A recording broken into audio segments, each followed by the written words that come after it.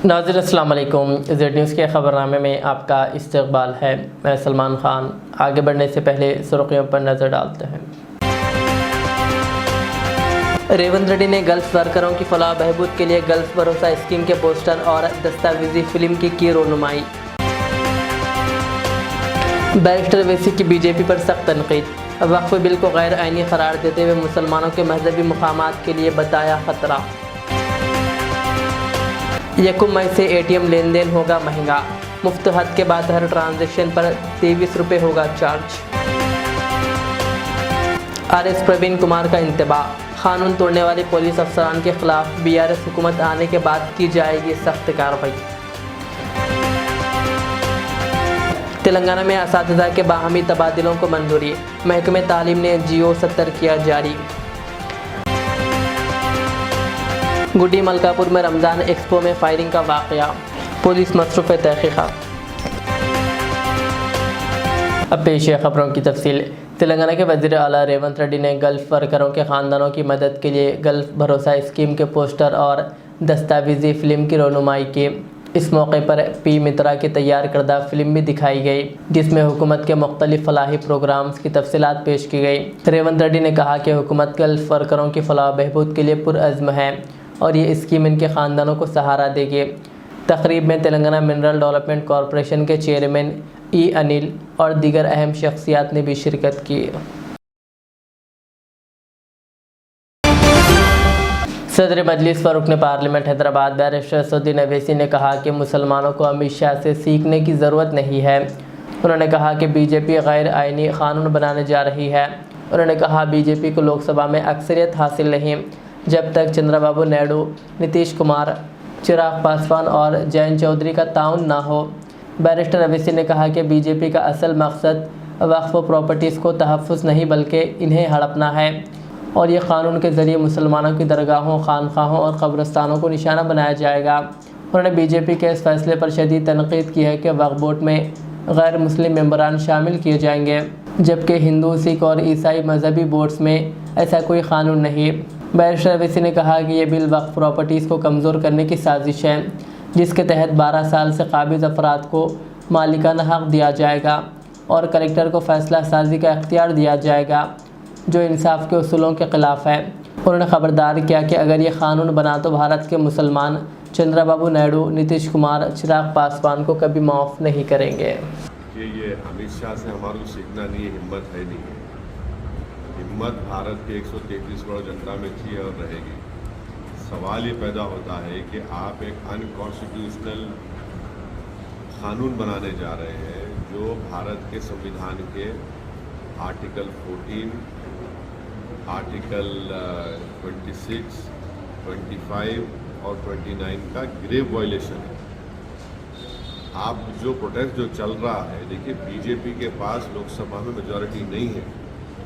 ये अनकॉन्स्टिट्यूशनल जो bill BJP ला रही है, जिससे वो हमला कर रहे हैं मुसलमानों के मस्जिदों पर, दरगाहों पर, खानखाहों पर, ग्रेवयार्ड पर और इवैक्यू वक्फ प्रॉपर्टीज़ के ऊपर, और लिमिटेशन एक्ट निकाल कर, लिमिटेशन एक्ट अप्लाई करके, और दूसरा जो कलेक्टर या सुपीरियर ऑफिसर का प्रोविज़न लगाए, ये सब इस बात को बताते हैं कि उनका मकसद वक्फ प्रॉपर्टीज़ को बचाना नहीं है, वक्फ प्रॉपर्टीज़ से कब्ज़ेदारों को निकालना नहीं है, वक्फ प्रॉपर्टीज़ के रेवेन्यू बढ़ाना नहीं है, ना वक्फ का कुछ फ़ायदा करना है। सिर्फ़ और सिर्फ अपनी RSS हिंदुत्व की आइडियोलॉजी के तहत इस बिल को कानून की शक्ल में लेना चाह रहे हैं। लोकसभा में मेजॉरिटी नहीं है।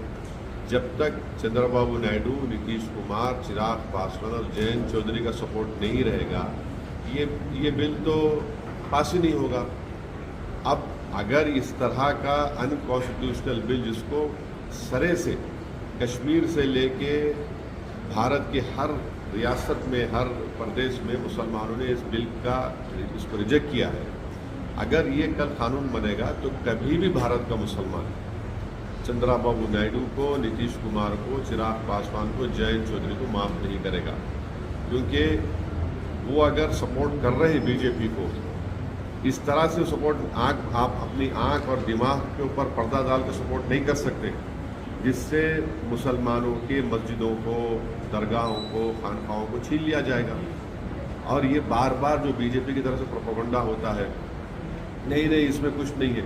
आप एक बात बताइए, हिंदू एंडोमेंट बोर्ड में, गुरुद्वारा प्रबंधक कमेटी में, क्रिश्चियन चैरिटेबल ऑर्गेनाइजेशंस में अगर कोई एंक्रोचर 12 साल से एंक्रोच करा तो क्या ओनर बन जाता? वो नहीं बनता ना ओनर। वो आप ये बिल में ला रहे हैं कि अगर कोई वक्फ की प्रॉपर्टी पर 12 साल से काबिज है तो उसका एंक्रोचर बनाएंगे, लिमिटेशन एक्ट निकाल रहे हैं आप। हरियाणा, पंजाब में और भारत के कोने कोने में इवैक्यू वक्फ प्रॉपर्टीज है, उसका आप सेक्शन निकाल दिए हैं, ओमिटी कर रहे हैं। तो आप क्या करेंगे? आप कब्जा कर लेंगे वो इवैक्यू वक्फ प्रॉपर्टीज को।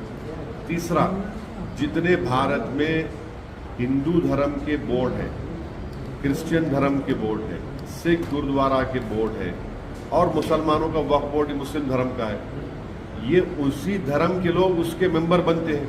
अब बीजेपी ये बोल रही है कि मुसलमानों के इस वक्फ बोर्ड में नॉन मुस्लिम को मेंबर बनाएंगे। क्यों बनाएंगे भाई आप नॉन मुस्लिम को? कि आर्टिकल 26 का वायलेशन नहीं है क्या? आप बिहार के नीतीश कुमार, बिहार में एंडोमेंट बोर्ड है, वो तो ये कहता है कि सिर्फ हिंदू ही मेंबर बन सकता, सिख नहीं बन सकता, ना बौद्ध बन सकता है।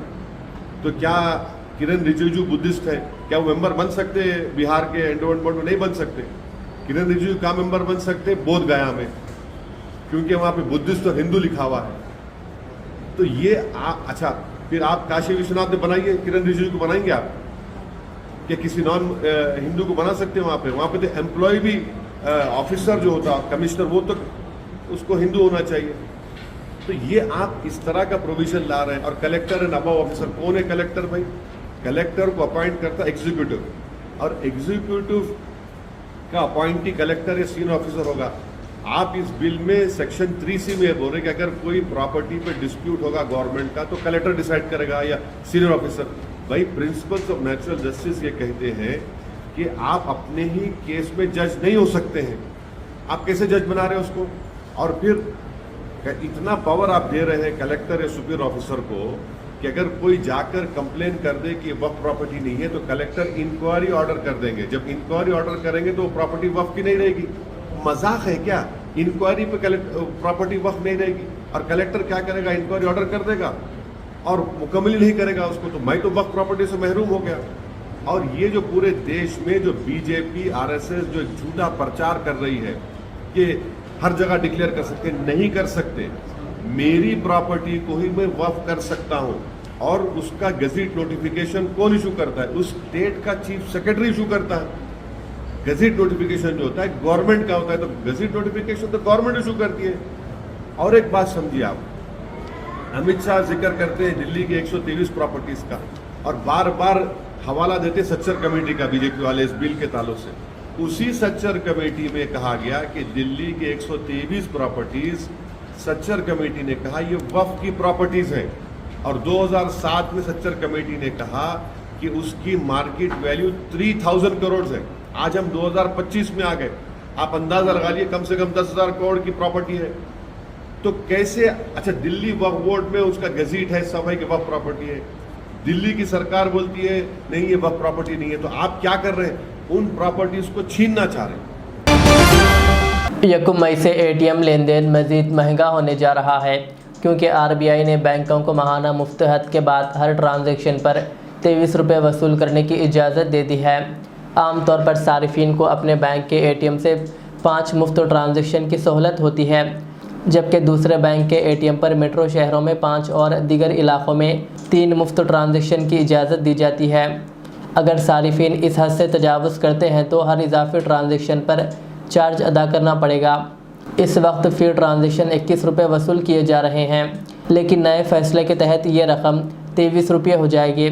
इस इजाफे के बाद सारिफिन को हर इजाफी ट्रांजैक्शन पर ज़्यादा अदायगी करनी पड़ेगी, जो बैंक सारिफिन पर इजाफी माली बोझ डालेगा।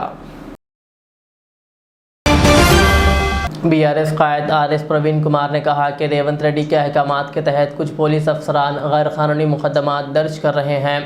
ये बात याद रखें, आने वाले दिनों में इसके नताइज भुगतने होंगे। कहा, रिटायर होने के बावजूद या ट्रांसफ़र होने के बावजूद भी हम इनको नहीं छोड़ेंगे। सिद्दीपेट के कमिश्नर ऑफ पुलिस भी ये बात याद रखें। उन्होंने कहा कि आने वाला दौर बीआरएस का होगा। कानून के खिलाफ वर्जी करने वाले पुलिस अफसरान को भारी कीमत चुकानी पड़ेगी। ఆదర్శంగా పనిచేస్తారు. మీరు ఇప్పటిలాగానే వాళ్ళు అక్కడ గాంధీ భవన్లో కంప్లైంట్ మ్యానుఫ్యాక్చర్ కాగానే మీరు పోయి పోలీస్ స్టేషన్లో కంప్లైంట్ చేసి గుడ్డిగా సుమోటో కేసులు పెడితే రాబోయే రోజుల్లో తీవ్రమైన పరిణామాలు ఉంటాయి. మీరు రిటైర్ అయినా మీరు ట్రాన్స్ఫర్ అయినా ఎఫ్ఐఆర్ మాత్రం మీరు చించేయలేరు. మీరు చించేయాలనుకున్న కోర్టులో ఎఫ్ఐఆర్ ఉంటుంది. Everything is digitised. మా ప్రభుత్వం వచ్చిన తర్వాత మేము ఈ రికార్డులన్నింటిలోకి పోతాం. పోయిన తర్వాత ఈ అక్రమాల మీద ఈ పోలీసు రేవంత్ రెడ్డి ఆదేశాలకు ఈ దారుణాల మీద ఎవరైతే పోలీస్ ఆఫీసర్లు ఉన్నారో, ఉదాహరణకు సిద్దిపేట కమిషనర్ ఆఫ్ పోలీస్, మీరు ఇలా సోమోటో పెట్టిర్రు మేడం. మీరు సోమోటో పెట్టి ఒక సోషల్ మీడియా యాక్టివిస్ట్ మీద చేయని నేరానికి అతని మీద మీరు కేసు పెట్టారు.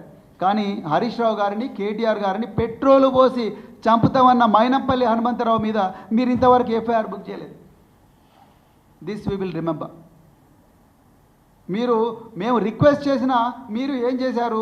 పబ్లిక్ ప్రాసిక్యూటర్కి పంపించి లీగల్ ఒపీనియన్ తీసుకుని సివిల్ కేసు అన్నారు. ఒక మనిషి ఇంకొక మనిషిని పెట్రోల్ పోసి చంపుతామంటే సివిల్ కేసు ఎట్లయితుంది మేడం? డీజీపీ గారిని కూడా రిక్వెస్ట్ చేస్తున్నాం. మొన్న మా అగ్రనాయకులు, మా సీనియర్ నాయకులు హరీష్ రావు గారు 6 మంది ఎమ్మెల్యేలు కలిసి డీజీపీ గారి దగ్గరికి పోయినారు. పోయి ఈ విధంగా 35(3) BNSSలో స్టేషన్ బెయిల్ ఇవ్వాల్సి వచ్చినా ఈరోజు మాకు స్టేషన్ బెయిల్ ఇవ్వడం లేదు అని చెప్పి రిప్రజెంట్ చేసినా కూడా మాకు ఇంతవరకు యాక్షన్ లేదు. So we're going to remember all these things.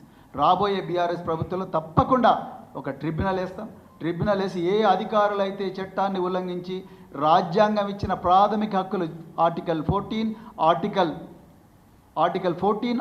19, article 20, article 21 జీవించే హక్కును హరించే ప్రయత్నం చేసినరో, చట్టం చెప్పకుండా చట్టాన్ని అతిక్రమించి పనిచేసినరో, రేవంత్ రెడ్డి ఆఫీస్ చెప్పిన అక్రమ ఆదేశాలను పాటిస్తూ ప్రజల జీవితాలతో ఆడుకునే ప్రయత్నం చేసినరో ఆ ఆఫీసర్లు భారీ మూల్యం చెల్లించుకునే ప్రమాదం ఉన్నది. నేను వారి కుటుంబాలకు ప్రత్యేకించి చేతులు జోడించి నేను కోరుకుంటున్నా, మళ్ళీ మీ ఇళ్లలో చెప్పండి, దయచేసి ఈ పనులు చేయకమని చెప్పండి. మీరు మా మీద మాకు ఫేవర్ చేయాల్సిన అవసరం లేదు. మళ్ళీ చెప్తున్నా, we don't need any favour from you. All the favor that we are requesting, we are praying for is fairness. रियासत भर में असातिज़ा काफ़ी अरसे से बाहमी तबादलों का इंतज़ार कर रहे थे और बिला आखिर हुकूमत ने इस पर ग्रीन सिग्नल दे दिया है। सरकारी अहकामात के मुताबिक महकमे तालीम के सेक्रेटरी योगिता राणा ने जियो नंबर 70 जारी किया। इसके तहत महकमे तालीम के डायरेक्टर EV नरसिम्हा रेड्डी ने रियासत के तमाम ज़िलाई तालीमी हुक्काम को असातिज़ा के बाहमी तबादलों से मुताल्लिक़ दरख्वास्तों की फ़हरिस्त भेज दी है और इस अमल के लिए रहनुमाना हिदायत जारी की है। महकमे तालीम को अब तक 626 दरख्वास्तें मौसूल हो चुकी है और अब इसके मुताबिक रियासत भर में मजमूई तौर पर 1252 असातिज़ा मुख्तलिफ़ इलाक़ों में तबादले किए जाएंगे। हैदराबाद के गुड्डी मलकापुर में रमज़ान एक्सपो के दौरान फायरिंग का वाक़या पेश आया, जिससे लोग खौफज़दा हो गए। बताया गया कि ये फायरिंग का वाक़या एक्सपो के मुंतज़िमीन और स्टॉल के मालिक के दरमियान झगड़े के दौरान पेश आया, जहां मुंतज़िमीन के एक मेंबर ने अचानक हवा में गोलियां चला दी। पुलिस ने फौरी कार्रवाई करते हुए फायरिंग करने वाले शख्स को गिरफ़्तार कर लिया और एक असलाह को जब्त कर लिया। दीगर अफराद को भी गिरफ़्तार किए जाने की इत्तलात है। क्या हुआ था? मोटी बहस पे फायरिंग कर दी। फायरिंग कौन करे? फायरिंग कौन की करे? वो मैनेजमेंट से इवेंट के मैनेजमेंट में करते। इवेंट के मैनेजमेंट? इवेंट वाले ही बोले, अभी नहीं मालूम। क्या नाम है इनका? नहीं मालूम। इवेंट बोले तो आनंद मिर्जा का चल रहा ना इवेंट है? जी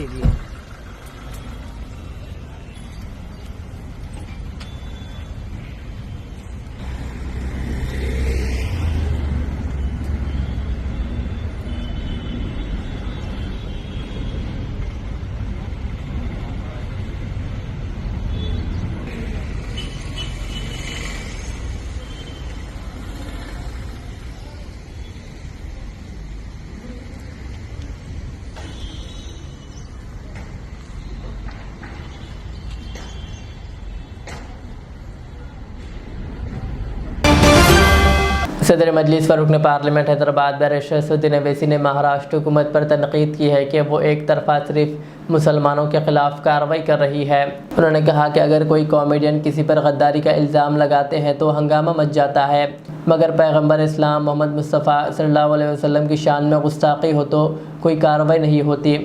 बैरिस्टर अवैसी ने कहा कि जो लोग आइन के ख़िलाफ़ वर्जी करते हैं वही असल गद्दार है, मगर क़ानून का निफाज जानिबदारी से किया जा रहा है। उन्होंने कहा कि मुसलमानों और इनकी मसाजिद पर हमले हो रहे हैं, मगर हुक्मरान जमात पर उंगली नहीं उठाई जा सकती। इरफान अंसारी के कत्ल और दरगाह की बेहुरमती का जिक्र करते हुए उन्होंने कहा कि इंसाफ के बजाय मुसलमानों के घरों पर बुलडोज़र चलाए जा रहे हैं। जबकि ईद के मौके पर उन्होंने सबको मुबारकबाद दी और मुस्कुराते हुए कहा, कोई ज़बरदस्ती शुरखुरमा ना पिलाए। चैलेंजेस फेस करने पड़ रहे हैं सोशली और इकोनॉमिकली, कई जगहों पर उनको आइसोलेट करने की कोशिश। आप एक देखिए, एक स्टैंड अप कॉमेडियन किसी एक वीडियो बनाता है, बोलता है गद्दार बोलता है, आप आसमान सर पे उठा लिए। और वही महाराष्ट्र में हमारे प्रॉफिट मोहम्मद सल्लल्लाहु अलैहि वसल्लम के बारे में एक महाशय ने, महाशय भी बोलना बेकार है, वो अनाप शनाप बकने की कोशिश किए, आप अरेस्ट नहीं करते। माने आपको अगर कोई गद्दार बोलेगा तो आपको तकलीफ हो जाती है। अरे भाई, इस देश में सबसे बड़ा गद्दार वो है जो भारत के संविधान से खिलवाड़ कर रहा है, इनको गद्दार बोलना चाहिए। रूल ऑफ लॉ का अगर आप वायलेशन करेंगे तो आप गद्दार ही हुए ना। यानी आप पे कोई नाम तो नहीं लिया कुणाल कामरा, मगर आपने ले लिया अपने आप पे, माने आपकी इज्जत बड़ी है। हाँ, और जो हमारे प्रॉफिट मोहम्मद सल्लल्लाहु अलैहि वसल्लम के बारे में बोल रहा है उसका मामला कुछ भी नहीं है। अच्छा, जाके लोग अंदर तोड़ दिए पूरा उस जहां पर उसने वो स्टैंड अप कॉमेडी किया। नागपुर में इरफान अंसारी एक लड़का है, इटारसी ट्रेन को बैठ रहा था, उसको मार मार के कत्ल कर दिए, उसका मर्डर कर दिए, उनका घर तोड़े फडणवीस। दूसरे दो एक्यूज घर तोड़ दिए। जो इरफान अंसारी को जो मर्डर करे उनका घर तोड़े आपने? नहीं तोड़ा आपने। कल दरगाह है, दरगाह में चढ़ के 3 दिन पहले इस संघ परिवार के लोग दरगाह में चढ़ के झंडा निकाल दिए और बोल दिए कि वो दरगाह नहीं थी, कुछ करेंगे उनके बारे में। अरे भाई, आप संविधान की धज्जियां उड़ा रहे हैं, फ्री स्पीच को तो आप खत्म करके रख दिए। मैंने आप मुसलमानों को गाली दो, जो आपके पॉलिटिकल अपोनेंट्स हैं उनके खानदान को गाली दो, मगर हमको कुछ नहीं बोल सकता, हमारा तो उंगली नहीं उठा सकते। क्यों भाई? आप क्या भगवान है? आप कोई नहीं। आपको कुछ नहीं बोलेगा, आपको तो बोला भी नहीं वो, मगर आपने अपने आप पे ले लिया और ये पूरा आपने दिखा दिया कि इस देश में महाराष्ट्र में रूल ऑफ लॉ नहीं है। आप सबको गाली दे सकते, खास तौर से मुसलमान को, उनकी मस्जिदों को, पॉलिटिकल अपोनेंट्स को, मगर आप रूलिंग पार्टी को कुछ नहीं बोल सकते। आप जैसा बोलेंगे तो हम बुलडोजर भिजा देंगे। ये तो आपका selective application of the law है जो संविधान को कमजोर करेगा। ईद के चंद दिन बचे हैं सर, कुछ मैसेज देना चाहेंगे ईद को लेकर देश को? मैं सबको ईद की मुबारकबाद पेश करते हैं और हम एक ही लाइटर वेन बोल रहे हैं कि कोई किसी को ज़बरदस्ती शीरखुरमा ना पिलाए। बस। ज़हीराबाद ईदगाह कमेटी ने ऐलान किया कि नमाज ईद उल फित्र सुबह 8:30 बजे अदा की जाएगी, जबकि 7:30 बजे से बयान शुरू होगा। कमेटी ने तमाम मुसलमानों से गुजारिश की है कि वो वक्त से पहले ईदगाह पहुंचकर ईद की सुन्नतों पर अमल करें ताकि नमाज में कोई खलल ना हो। इस मौके पर प्रेस कॉन्फ्रेंस में मोहम्मद अब्दुल माजिद सदर ईदगाह कमेटी, मुफ्ती नज़ीर अहमद हुसामी, मुफ्ती खलील अहमद कासमी, क़ाज़ी ज़ियाउद्दीन खतीब ईदगाह, मोहम्मद इनायत भाई नायब सदर, मोहम्मद अयूब सेक्रेटरी और हाफिज़ मोहम्मद अकबर जनरल सेक्रेटरी के अलावा दीगर अरकान कमेटी मौजूद थे। आज ईदगाह कमेटी की जानिब से जो प्रेस मीट रखी गई है उसमें 2 बातें बताना है। सबसे पहले तो ये है कि ईद की नमाज जल्द अदा करना ये सुन्नत अमल है, इसीलिए ईदगाह कमेटी चाहती है कि आवाम जल्द से जल्द इस सुन्नत को अदा करे। ईद उल फितर की जो नमाज 8:30 बजे रखी गई है उसके 2 वजूहत है। पहली वजह यह है कि यह सुन्नत है, दूसरी बात यह है कि मौसम गर्मा का है, अगर ताख़ीर होंगी तो आवाम परेशान होंगी, इसीलिए जल्द से जल्द ये नमाज अदा की जाएगी। ठीक 8:30 बजे ईद उल फितर की नमाज अदा की जाएगी और 7:30 बजे उर्दू खुतबा शुरू होगा और वक्त मुकर्ररा पर नमाज अदा की जाएगी, किसी का कोई इंतज़ार नहीं किया जाएगा। एक बात। दूसरा, इस वक्त ईदगाह कमेटी की अंदर एक बात ये तय हुई है कि ईदगाह कमेटी के अंदर हर मसाजिद से, ज़हराबाद के जितने भी मसाजिद है उससे कुछ नौजवानों को जोड़े रखें, ताकि मुल्क के हालात दिन ब दिन बदलते जा रहे हैं। हम एक दूसरे से कनेक्ट में रहेंगे तो हमारे अकाबिर ऊपर से जो भी हमको हुक्म देंगे उसको अमल करने में हमारी आसानी होगी। जैसा इस वक्त वक्फ तरमीम बिल का जो मसला चल रही है, हमारे अकाबिर धूप के अंदर जंतर मंतर पर बैठ रहे हैं और कई जगह एहतजाज कर रहे हैं। आज हमारे बड़ों की तरफ से पहला हुक्म था कि हाथों पर ब्लैक पट्टी बांधा जाए और खामोशी के साथ एहतजाज किया जाए, और आज सारे ज़हराबाद में, सारे तेलंगाना में, सारे इंडिया में ये अमल हुआ है। और आइंदा भी ऐसा जो भी कुछ हमारे सामने आएगा, अगर तमाम मसाजिद ईदगाह कमेटी से जुड़ के रहेंगे तो ये बात आसानी होगी कि पूरे शहर के अंदर बैक वक्त इस पैगाम को पहुंचाया जा सके और उस पर अमल किया जा सके। Deccani wing Indian social club की जानिब से खलीज मुल्क ओमान के शहर मस्कत के CBD इलाके में वाक़ई क्लॉक टावर के करीब सालाना हैदराबादी कम्युनिटी इफ्तार का अहतमाम किया गया। पिछले 2 दौर से मुनाकिद किए जा रहे इस कम्युनिटी इफ्तार में 5000 से ज़ायद अफराद ने शिरकत की। इफ्तार organizing committee head Sohail Khan के मुताबिक मस्कत ओमान में हैदराबादी कम्युनिटी की जानिब से शुरू किया गया कम्युनिटी इफ्तार मुख्तलिफ़ कम्युनिटीज़ के दरमियान आपसी मेल मिलाप और इत्तेहाद का पैगाम बन गया है। बाद इफ्तार इस मुकाम पर नमाज मगरिब का भी अहतमाम किया गया। इस मौके पर वॉलंटियर्स की जानिब से की गई खिदमात की सताइश की गई।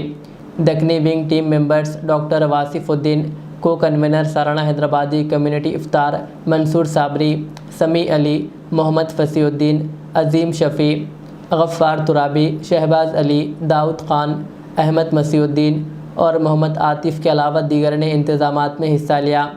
इस मौके पर ऑर्गेनाइजिंग कमेटी की जानिब से ताउन करने वाले स्पॉन्सर्स को भी हदिया तशक्कुर पेश किया गया।